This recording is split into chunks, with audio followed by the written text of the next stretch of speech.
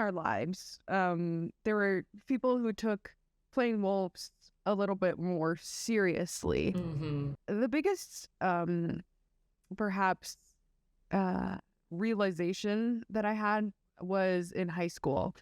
There was this guy that we went to school with, and his name was Brad.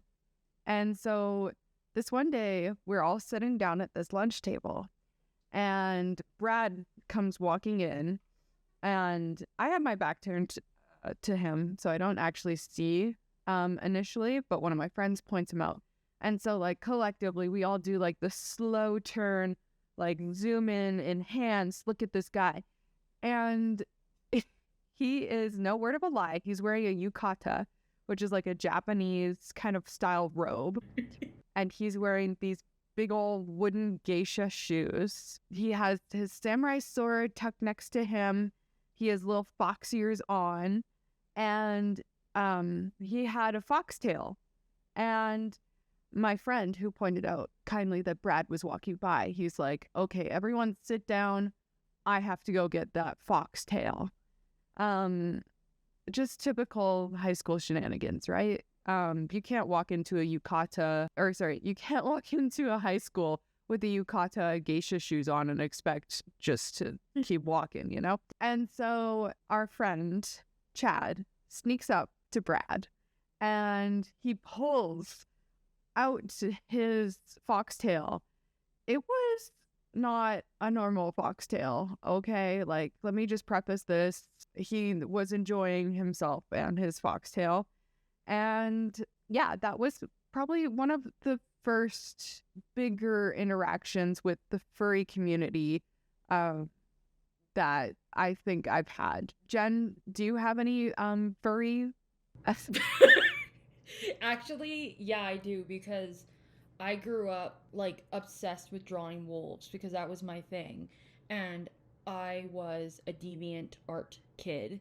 And I remember loving the movie Balto.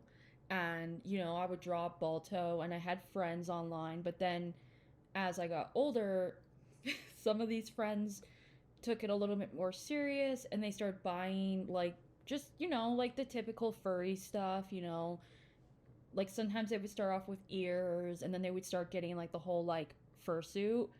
But I think my actual first huge encounter with it is I didn't know what Rule 34 was. And I remember being like looking up like my favorite cartoons and then I saw this Rule 34 and I click on it and I'm like, I don't even know how old, 11, and I was like, oh my god, why does that dog look like that? And like, oh my god. And I guess I kind of like this is gonna sound kind of funny. I feel like I coexisted with furries, but not a furry. Like I just had a lot of friends that were more into that, and I never got into that. So what you're saying, you were furry adjacent. Yeah, because oh my god, I have another story actually, real quick.